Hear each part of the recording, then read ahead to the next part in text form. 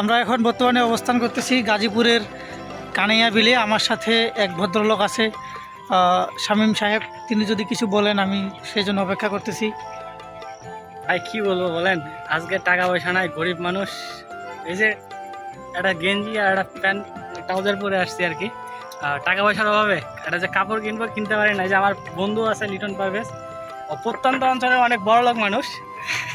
মানে বড় লোকের লিমিট নাই। বাবা ডাক্তার, ছেলে ইঞ্জিনিয়ার, কিন্তু মনটা নাই। সালাদে করে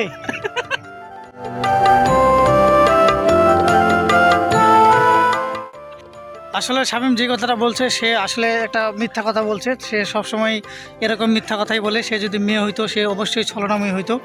তো যাই হোক, আমি আপনাদেরকে একটু ঘুরে ঘুরে দেখাই যে আশেপাশে কি দেখা যাচ্ছে। কিছুই দেখা যাচ্ছে না, কারণ একটু আগেই মাগরিবের আজান হয়েছে, যার কারণে আমাদের সব কাপড়গুলো চলে গেছে। আমার দু একটা ক্লিপ আছে, আমি আপনাদেরকে এখানে তুলে দেখাবো, হয়তো বা ভিডিও এডিট করার সময় আপনারা এখানে লাগাই দেবো।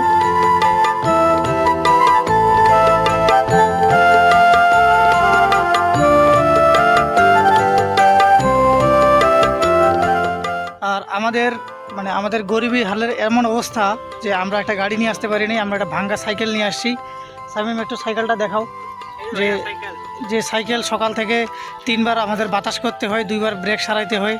আমাদের গরিবের একটা লিমিট আছে, তো সেই লিমিটটা আমরা ক্রস করে চলে আসছি।